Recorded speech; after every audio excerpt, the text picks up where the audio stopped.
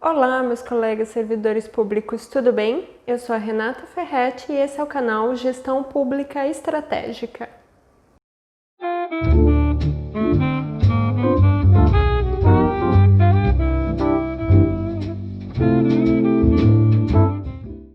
No vídeo de hoje nós vamos falar sobre estratégias coletivas e como esse modelo de fazer estratégia acaba sendo aplicado em alguns tipos de organizações públicas brasileiras. Bom, o que seria uma estratégia coletiva? Uma estratégia coletiva seria quando dentro de uma organização existem várias pessoas, vários agentes, e esses agentes, ao interagirem, eles, com o passar do tempo, acabam desenvolvendo um modelo de estratégia. Mesmo que esse modelo de estratégia seja inconsciente por parte desses agentes. O que seria? Eles acabam fazendo estratégia, mas sem saber que eles estão fazendo estratégia. Esses agentes que fazem essa estratégia coletiva, mesmo inconscientemente, eles estão na base da organização, mas eles são um tipo de agente um pouco diferente do tradicional. Como seria esse agente?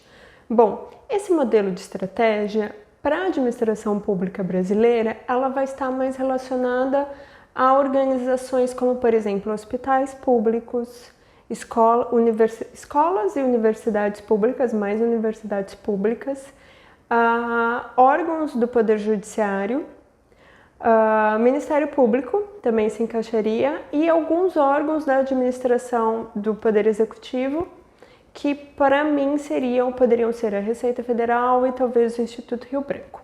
Mas outros que, se você ao assistir esse vídeo achar que isso também também estaria relacionado com o modelo de estratégia que é feito na sua organização, depois no final do vídeo deixa o seu comentário aqui e aí vai ser até bom para poder enriquecer essa conversa. Bom, por que eu acredito que esse modelo de estratégia acaba sendo aplicado nessas organizações tão diferentes, Num primeiro momento a gente pode falar, nossa, mas são tão diferentes. Hospital, de universidade, de um tribunal judiciário ou assim vai. Bom, por mais que eles de fato pareçam ser bem diferentes, eles têm uma característica que é muito similar em todos eles. Eles possuem profissionais que irão de alguma forma caracterizar essas organizações que eles atuam como organizações profissionais. Que profissionais são esses? Bom, cada organização vai ter o seu profissional específico. No caso do hospital, a gente estaria falando que esses profissionais que vão fazer a estratégia são os médicos. No caso da universidade, são os professores. No caso, por exemplo, do judiciário, são os juízes e assim vai. Por que eles, de alguma forma, são profissionais tão diferentes, mas que para a estratégia eles têm a mesma característica? Bom, porque se a gente for pensar, esses profissionais, eles estão em todos os níveis organizacionais. Então, no hospital, você vai ter o médico que atende o paciente, que está ali na linha de frente, mas também vão ter médicos que, de alguma forma, estão na gerência de departamentos, de setores, e também médicos que estão atuando na alta gestão desses hospitais públicos. O mesmo acontece com professores, Os professores que estão indo para a sala de aula para poder ensinar os alunos, tem professores que estão em cargos de coordenação e até o professor, provavelmente, que vai estar no cargo de reitor. Eu, particularmente, não conheço alguma universidade que o reitor não seja um professor. No caso do judiciário, que é da onde eu venho, é o mesmo, Tem lá o juiz de primeira instância lá. Na minha vara tem o meu juiz que ele faz a audiência com as partes e é ele que faz a sentença e dá aquela decisão que a primeira prestação jurisdicional. Aí ao mesmo tempo tem juízes que, no caso do judiciário, teria a segunda instância, desembargadores, de magistrados também. Mas também acontece de encontrarmos juízes que estão atuando em cargos de administração. ou como uma forma de assessoria, ou de fato como um cargo da administração, que nem acontece no meu tribunal. Por exemplo, o vice-presidente administrativo ou o vice-presidente judicial. Da mesma forma que o presidente, ele é um juiz, né? Ele vai ser sempre, no caso, um desembargador de carreira, votado pelos seus pares. Então, o que essas organizações têm de comum, no primeiro momento, é que esse profissional, né, que é o profissional mais importante dentro dessa organização, ele vai estar em todos os níveis organizacionais. E por isso mesmo, ele vai ser o grande agente de estratégia dentro dessa organização. Ele vai ser o grande estrategista. Então, dentro da organização, que no caso de hospital vão ter centenas, dezenas, centenas, milhares até de médicos, todos eles, de uma forma ou outra, serão estrategistas dentro da sua área de atuação. O mesmo com professores, juízes, procuradores e assim vai. E aí, algumas características são bem interessantes com relação a esse modelo de estratégia. Primeiro, na maioria das vezes eles nem sabem que fazem estratégia, né? Mas eles atuam diretamente, prestam o serviço. E aí, por que a gente vai acreditar que esse serviço, de alguma forma, vai convergir por um padrão de estratégia? Bom, dentro dessas organizações, de alguma forma, elas são estruturadas para dar uma certa autonomia para esses profissionais, que são, né, os grandes agentes políticos dentro dessas organizações. Então, as estruturas organizacionais, de alguma forma, é para permitir uma certa autonomia para esse profissional, que ele já tem uma bagagem educacional muito grande, que vai lhe dar as diretrizes de como atuar. Então, por exemplo, dentro do seu consultório, é um médico com toda a sua bagagem educacional e a sua experiência, que ao atender um paciente vai, por exemplo, diagnosticá-lo, vai definir um determinado tratamento ou, né, vai indicá-lo por uma cirurgia, por exemplo. Então, toda essa bagagem que esse profissional traz é que vai, de alguma forma, determinar como vai ser a atuação desse profissional como, né, individualmente.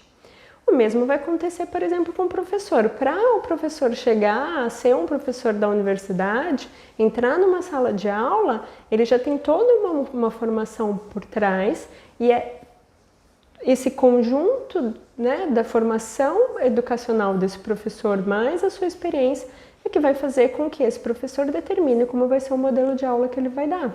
Como é que vai ser o formato, por exemplo, da avaliação dos seus alunos. Por mais que a universidade tente determinar algumas diretrizes, o professor dentro da sala de aula costuma ter muita autonomia para definir como é que ele vai trabalhar.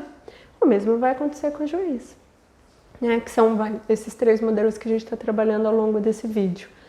O juiz, ele vai ter, né, além da universidade de direito, dos cursos preparatórios, pós ou outros cursos com o qual ele fez, ele já tem toda uma bagagem jurídica que vai ajudá-lo a desenvolver as suas atividades no dia a dia.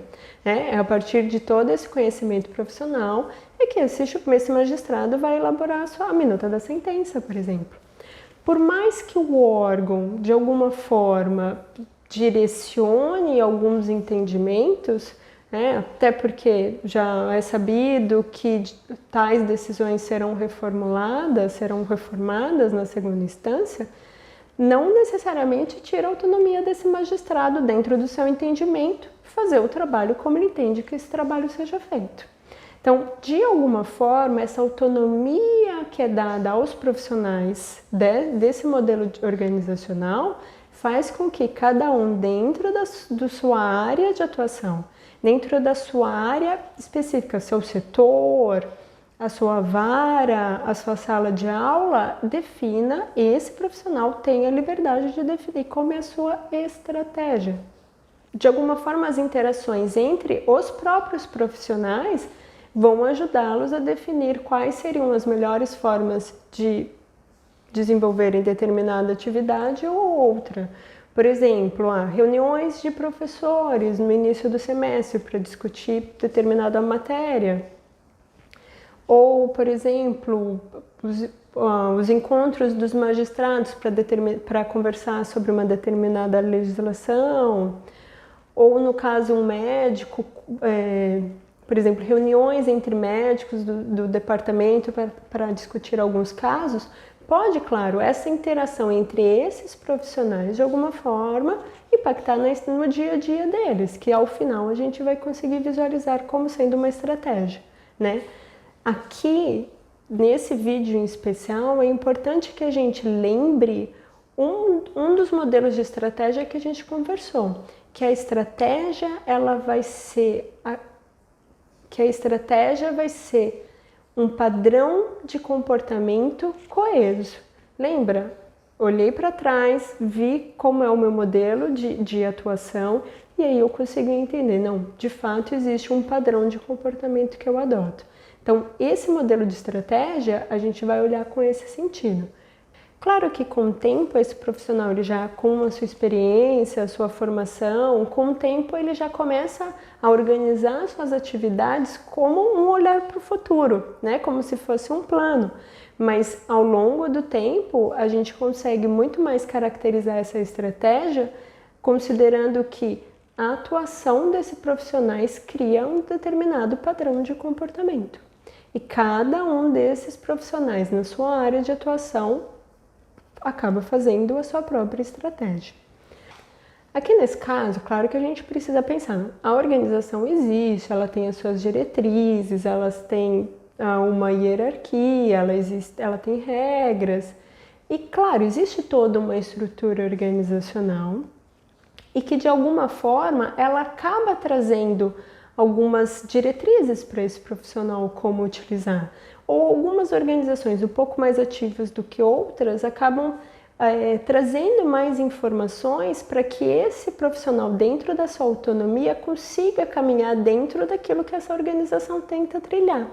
Mas, para esse modelo de estratégia, de modo geral, se a gente for olhar para esses profissionais, o que mais impacta na forma de trabalho e de atuação desses profissionais está mais relacionado com a formação profissional que eles tiveram, a universidade, cursos formais, muito mais voltado com a experiência que eles têm e muito mais com os ideais que eles aprenderam com relação à ética, com relação à moral, com relação à legalidade. Então, esses profissionais, no seu dia a dia, eles são muito mais pautados pelaquilo que eles aprenderam no seu treinamento profissional do que o que a organização acaba trazendo para eles como formas a seguir ou procedimentos a serem seguidos.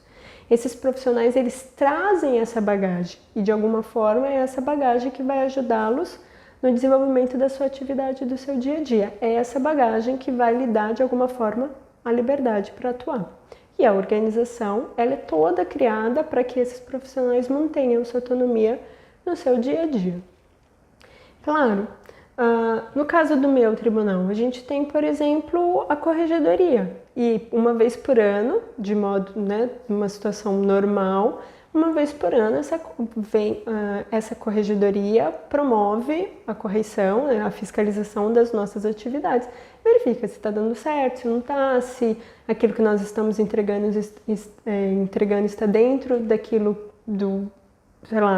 está dentro do que seria aceitável em quantidade, em tempo. E claro, existe uma certa pressão da organização, mas ele não fica o tempo todo cobrando o que o juiz precisa fazer ou não fazer. Os mecanismos de controle dentro dessa organização, eles são muito mais afrouxados para esses profissionais, porque eles, de alguma forma, eles já têm essa responsabilidade que é inerente à própria formação da carreira com a qual eles escolheram. Então, por isso que essa liberdade é tão importante para esses profissionais. Mas o ponto é o seguinte, que é a grande pergunta. Como uma organização, que aqui nós vamos considerar que esses modelos de organização, eles são organizações profissionais. Como essas organizações profissionais, que de alguma forma possuem uma estratégia que é coletiva, todos esses agentes estão dentro do seu dia a dia atuando diretamente para a elaboração da estratégia, como essa organização com uma estratégia tão fragmentada, de fato, consegue ter uma estratégia reconhecida, né? Como é que eu posso olhar para esses profissionais, cada um atuando dentro da sua autonomia e falar, não, de fato existe uma estratégia nessa organização? Aí é a grande pergunta, né? Afinal, o que seria estratégia? Será que eu vou considerar, ou o correto seria considerar que a estratégia é o que o alto escalão fez de planejamento estratégico, ou a estratégia é o que cada um desses profissionais estão desenvolvendo ao longo do seu dia a dia? E o que eles entregam, de alguma forma, criam um comportamento coeso. É claro que para essas organizações que eu tenho os agentes de estratégia em todos os níveis organizacionais, a estratégia mais importante a ser considerada é essa estratégia fragmentada. E mesmo que ela seja fragmentada, e que poderia ser um empecilho para a gente pensar em estratégia, ela acaba tendo uma certa coesão. Ela, de alguma forma ou de outra, ela acaba trazendo um padrão. Por quê? Todos esses juízes, de alguma forma, possuem o mesmo modelo de educação formal. Todos foram para uma universidade de direito, por exemplo. O mesmo acontece com os médicos. Os professores, um pouco diferente, mas cada um pode ser de uma área, mas para um professor numa universidade pública, ele tem pelo menos o mestrado e o doutorado. Então, todos esses profissionais dentro dessas organizações receberam formações que de alguma forma fazem com que a atuação deles seja um pouco padronizada. E a partir do momento que eu tenho lá dentro de uma universidade 100 professores, por exemplo, por mais que cada um tenha uma certa autonomia, ao final a gente consegue encontrar um padrão, a gente consegue encontrar uma padronização na atuação de todos esses profissionais. O mesmo acontece com os juízes num tribunal, por exemplo. O mesmo acontece com os médicos, num hospital, por exemplo. O padrão, de modo geral, tende a ser o mesmo. Por isso que mesmo que a gente considere que eles são agentes de estratégia da organização e eles atuam dentro da sua liberdade e autonomia, mesmo assim a atuação individual de cada um desses agentes vai resultar num padrão de comportamento que sim, nós podemos considerar como estratégia. Mesmo que você fale, mas Renata, é só como o professor dá aula. Mas se você for pensar, é só como um professor dá aula, se você for lembrar, caso você não seja, por exemplo, um professor, que isso possa ficar um pouco mais claro para você, mas você foi aluno e você consegue lembrar, nossa, cada professor tinha um estilo diferente de dar aula. E os resultados aparecem em resposta a cada um desse estilo de aula, por exemplo. Dependendo do local, tipo da universidade, tem aulas que vão ter mais alunos do que outros. Ou porque a matéria é importante, ou porque o estilo de aula do professor é mais interessante. Ou algumas aulas que são reconhecidas como mais difíceis, ou professores com uma didática um pouco, mais difícil, com uma menor compreensão por parte dos alunos, que seja. Então, isso gera resultados para a organização, certamente. Por exemplo, juízes, que é aquilo que eu tenho mais contato hoje em dia. No caso dos juízes, a gente vai ter varas, pensando que cada vara tem pelo menos um juiz. Então, cada vara vai ter a carinha do juiz do qual é o responsável por essa vara. Esse juiz, ele vai dar a identidade da vara, seja pelo modelo como ele julga os processos, seja pela forma como ele realiza as audiências, mas vai ser também pela forma como ele, de uma forma ou outra, gerencia aquela unidade.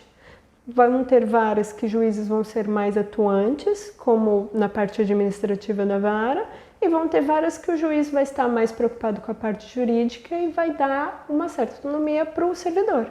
E aí a forma de gestão vai ser diferente. Da mesma forma, resultados vão ser diferentes. Tempo de tramitação de um processo entre uma vara e outra vai ser diferente. Quantidade de audiências vai ser conciliações, por exemplo, vão ser diferentes entre varas e outras. Cada um dentro do seu setor, da sua área de atuação, né, física, pensando assim, acaba impactando diretamente para criar estratégias diferentes. Mas o total de varas, a gente vai conseguir encontrar de uma forma ou outra um padrão bem coeso de atuação desses magistrados, desses juízes. A mesma coisa vai ser numa universidade. Cada professor, mesmo tendo o seu estilo de dar aula, o seu estilo de avaliação dos alunos, o conjunto final de todos esses professores, a gente vai conseguir encontrar uma certa coisa, um certo padrão. E é aqui que a gente vai trabalhar. Não, essa é a estratégia dessa universidade, por exemplo. Bom, apesar dessa estratégia ser fragmentada, porque cada um desses profissionais acabam dentro da sua área atuando individualmente dentro daquela bagagem que eles têm profissional ou né, educacional, e de alguma forma, ainda assim, se tem um certo padrão de comportamento estável, a gente até pode considerar que é estável,